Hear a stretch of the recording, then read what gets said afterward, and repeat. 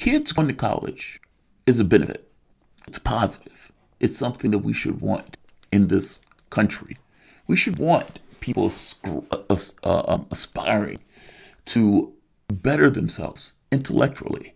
And that doesn't just benefit them, it benefits the larger society. These guys are going to be the scientists, the new invention, the business owners. These are going to be the people who are going to basically drive and push the society forward. And as such, it's something we should support and something we should push for. We have an odd disposition in this country where not only do we not push for it, well, we do push for it, but we put kids in this position where it's, if you want to get this degree, if you want to have a better chance at your future, give us $50,000. And they'll hold that over kids' heads. Our counselors, our students, our parents, all of these people tell kids that they must, they should, it is in your best interest to go to college, to go to higher education, and yet we put $50,000 on the backs of basically children. It is in our best interest. It is in their best interest. And yet we allow capitalistic impulse to come in where somebody is making a buck off their careers and their futures. That is something as a country we shouldn't allow. Other countries around the world, especially in Europe, don't do that. Or at the very least, they provide ways for state institutions that are paid for where they can get that education for free, where that society can be benefited, where those individuals can be benefited in a way that is a win-win.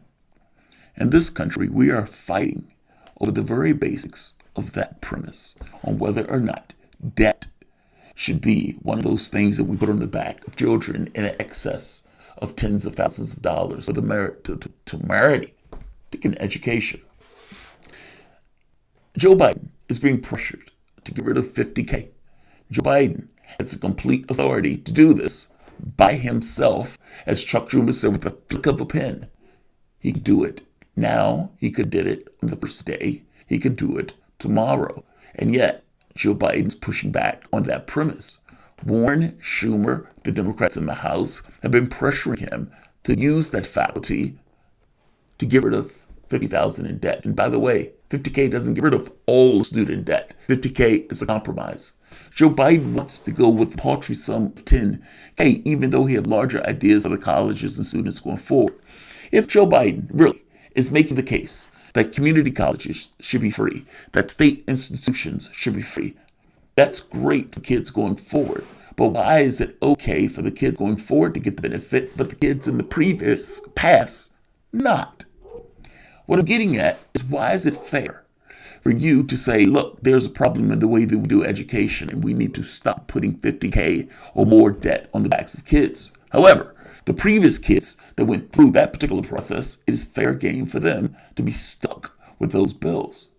How do you justify that? You can't justify that. If you recognize that it is a problem, something that you try to fix going forward, you should also deal with the vagaries of that particular policy for the people who are still living with that now.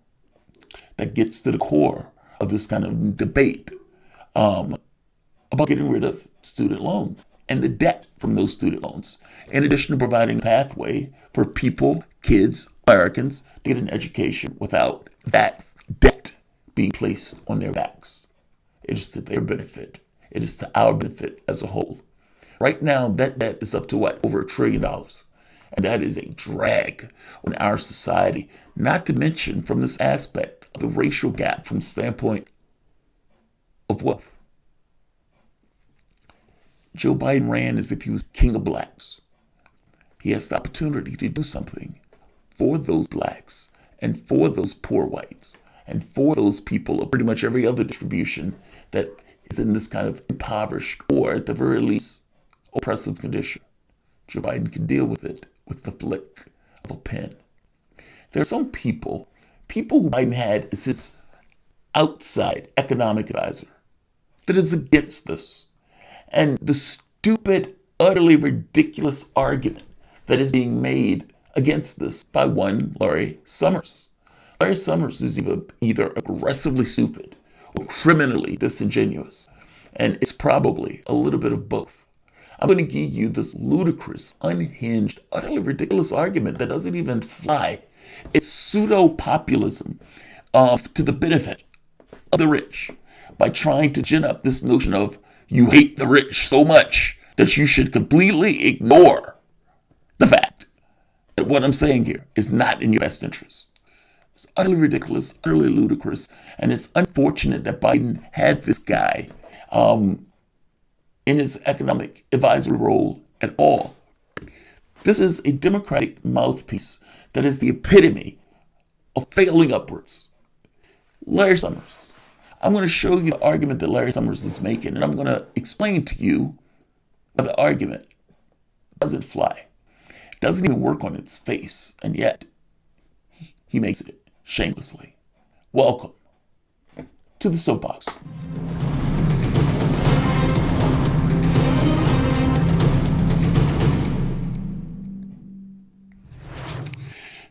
My name is Jamarl Thomas. This is the Progressive Soapbox. Guys, if you dig this content, please like, share, and subscribe. You can always support this content through PayPal or Patreon. This content is brought to you by you, and I appreciate you the opportunity for allowing me to do so. I'm not going to keep this video long. I just wanted to push back on this nonsense that Larry Summers and some of the people like Larry Summers is peddling to try to push back on lefties, including, not including as lefties, but people like Schumer and people like Warren who are pushing hard on Joe Biden to eliminate $50K in student debt. Let's hear the argument by Summers. It's utterly ridiculous. I find it ironic and pathetic that the progressive wing of the Democratic Party, people like Senator Warren and Senator Sanders, are all excited to give $50,000 or more of debt relief to young people who are working at Wall Street investment banks making six-digit sums of money, rather than focusing on the needs of the high school dropouts, the needs of those who are graduating from high school but not going on to college and need specific training.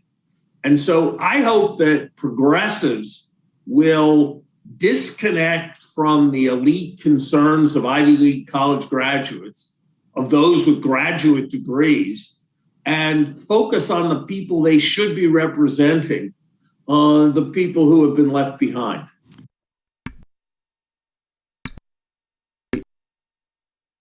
That's who Larry Summers' interest is, the people who are left behind.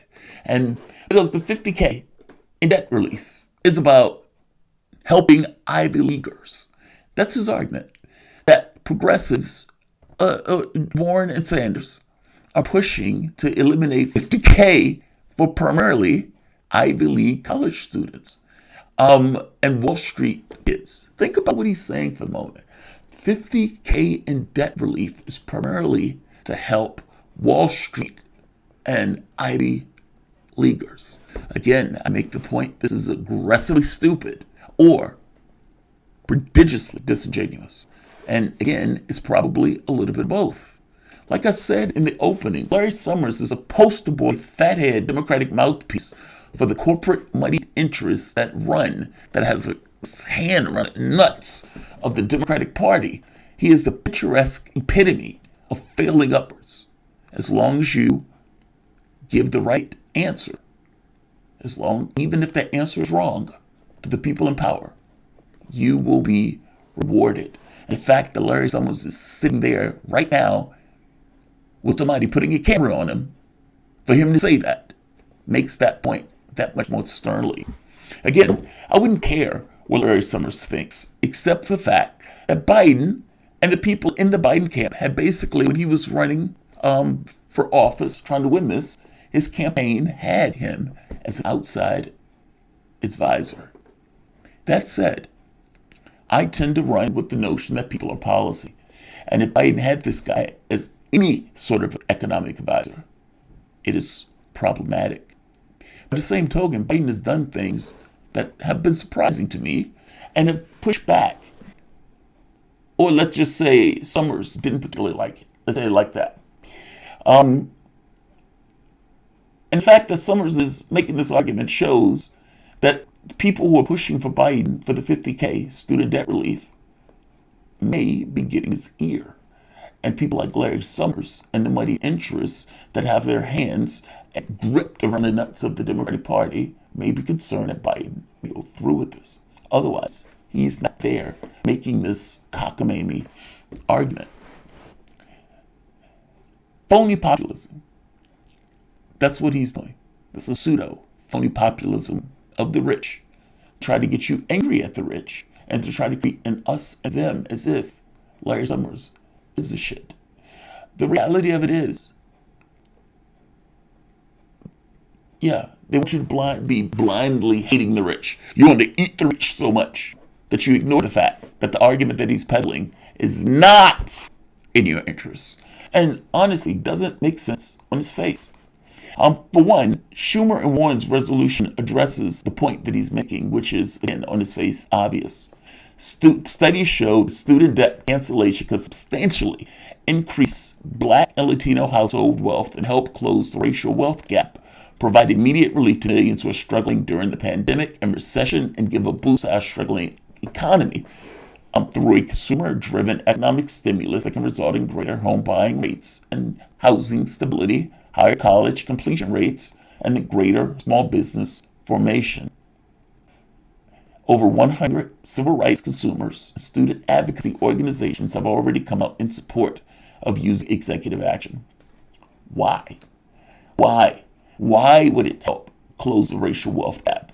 It would help close the racial wealth gap for obvious reasons, that the majority of the people that would end up with college debt would be poor or middle class people who can't afford to pay it, who don't have a ton of money where they can just drop on, here's $40,000, $50,000 in order to pay for it, and get stuck with those bills over the course of 10 or more years.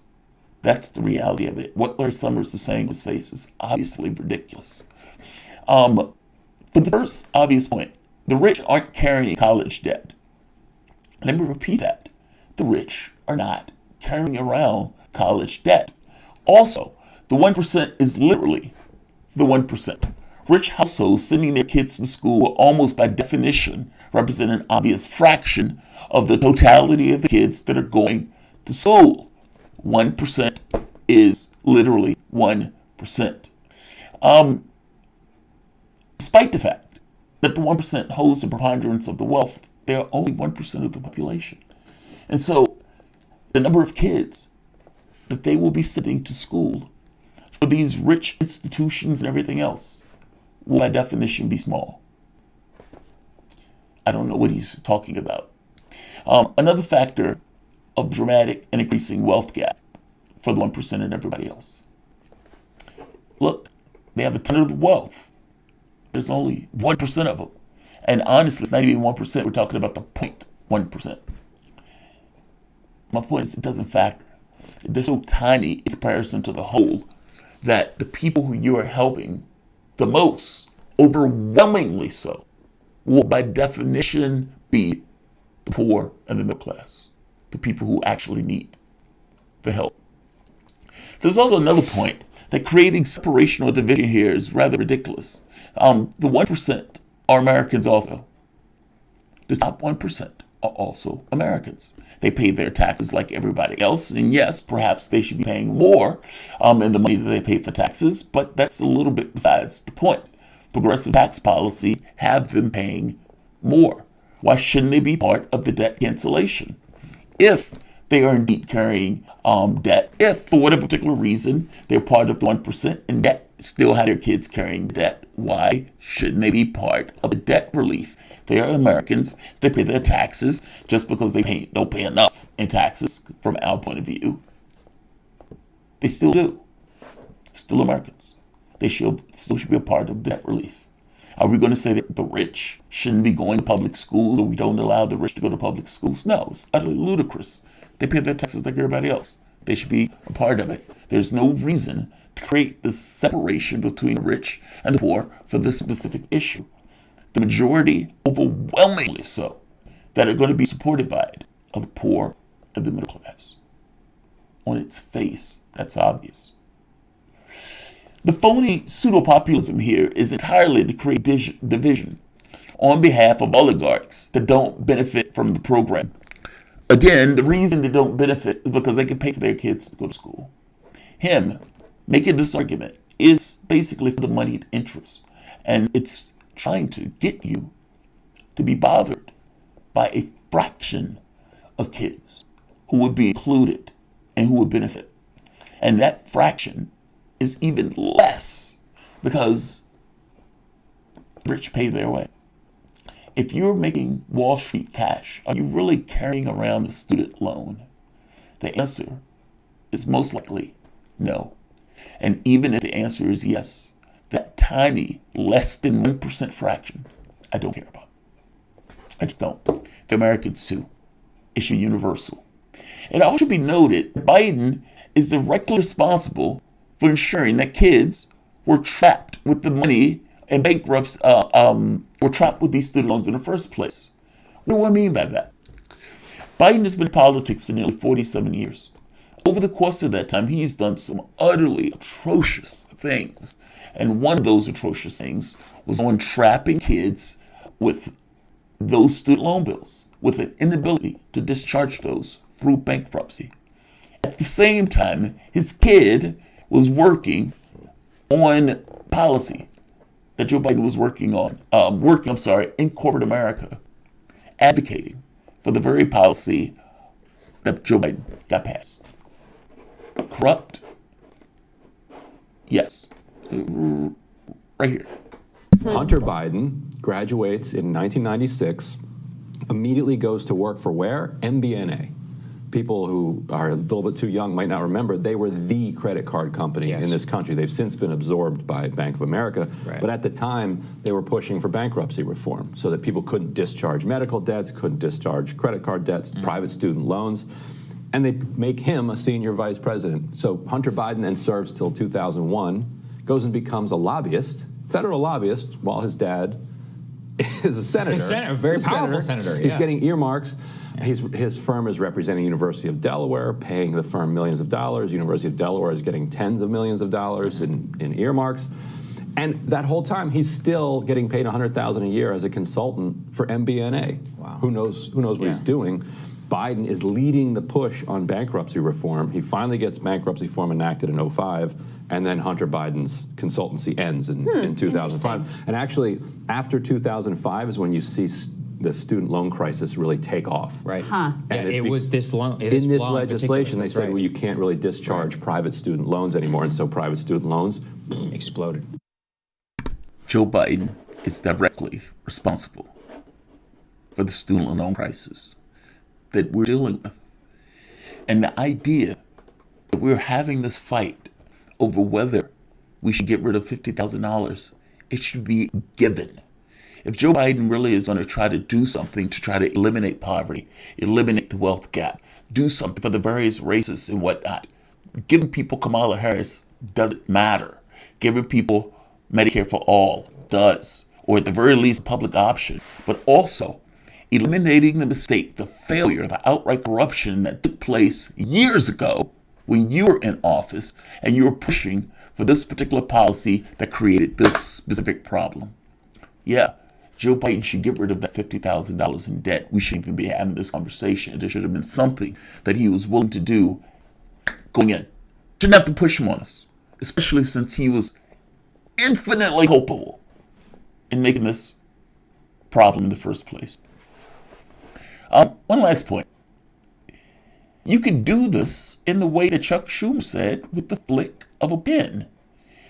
Warren's and Schumer's resolution notes, Congress has already granted the Secretary of Education the legal authority to broadly cancel student debt under Section 432A of the Higher Education Act of 1965, which grants the Secretary the authority to modify, compromise, waive, or release any right, title, claim, lien, or demand, however required, including any equity or right of redemption The Department of Education has reportedly used this authority to implement modest relief for federal student loan borrowers during COVID-19 pandemic. Obama and Trump has used this particular faculty. And yeah, the same thing can be used in order to eliminate the student debt of the people in this country, the 50K debt that they should have been able to have put on their backs in the first place. Right here. The resolution recognizes the Secretary of Education's broad administrative authority to cancel federal student debt under the existing Authorities Act. It also encourages the President of the United States in taking such executive action to use executive authority under Internal Revenue Code of 1986 to ensure no tax liability for federal student loan borrower resulting from the administrative debt cancellation. What it means is the IRS could take the purview that because debt was canceled, that money was basically given. So if somebody had $50,000 loan debt, Joe Biden says, yep, that's gone. I'm using my authority to do so. The IRS say basically, hey, the government just gave you $50,000, so you need to pay taxes on that money. They can do it. They do it all the time. They're making a point of saying, look, don't allow them to do that. Get rid of that debt entirely. Larry Summers is basically trying to give you some weak, phony, backwards argument that is not in the interests of the overwhelming majority of the people in the country. And by the way, the majority of the people in the country agree that this should have been eliminated. In fact, they even go further with the majority agreeing that state colleges should be free. And this is a policy that Joe Biden is just talking about doing himself. I'm making the point that Larry Summers is basically arguing against reality here and coming up with a cockamamie backwards argument that fails on its face. And Joe Biden has all the authority in the world that is necessary to get rid of that student loan debt and should, considering he was the person that basically was culpable in getting it there in the first place. I'm not going to belabor this point. I'm not going to belabor this point. But Larry Summers should be ignored. The failing upward stuff needs to be eliminated. If Joe Biden really is going to try to work for the interests and be this kind of new quote-unquote FDR president in the way that he said he was going to be, even to the point of having these fireside chats, FDR wouldn't have blinked at getting rid of the student loan debt. $50,000 is a compromise, and you should get rid of it. We shouldn't even be having this fight in the first place. $10,000 is absurd. If you're going to do it, do it. And especially with this notion that you were running with the idea that you were going to get all of this black support. That support should be paid for. And by the way, this policy helps all of the people at the bottom in general. It should be done. Larry Summers' argument here is utterly ridiculous and doesn't hold water. He is either aggressively stupid or criminally, prodigiously disingenuous. And I suspect it's a little bit of both. Joe Biden should not be listening to this faggot. Like, share, subscribe. Thanks all.